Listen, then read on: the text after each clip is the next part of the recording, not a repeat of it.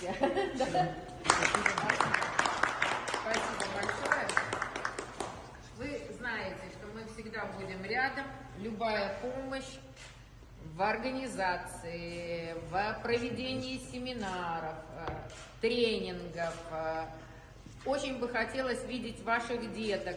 Я знаю, что они точно совершенно к пони-спорту, например, будут причастны.